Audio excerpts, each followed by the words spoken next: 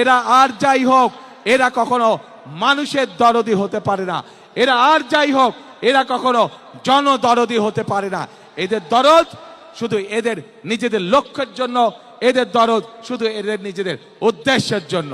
সেই জন্য প্রিয় ভাই বোনেরা, আমরা যেহেতু বিশ্বাস করি এই বিপুল অর্ধেক জনগোষ্ঠীকে পিছনে রেখে কোনোভাবেই দেশের উন্নয়ন করা সম্ভব নয়, সেজন্যই আমরা বলেছি ইনশাল্লাহ আপনাদের দয়া আল্লাহর রহমতে বিএনপি সরকার গঠন করলে বাংলাদেশের প্রত্যেকটি গৃহিণীর কাছে, প্রত্যেকটি মায়ের কাছে আমরা ফ্যামিলি কার্ড পৌঁছে দিব।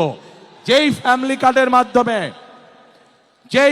কার্ডের মাধ্যমে আমরা দেশের নারী সমাজকে ধীরে ধীরে স্বাবলম্বী করে গড়ে তুলতে চাই, যাতে করে এই নারী সমাজ কারো প্রতি মুখাপেক্ষী হয়ে তা না থাকতে হয়, যাতে করে তারা নিজেদের পায়ে নিজেদের দাঁড়িয়ে যেতে পারে।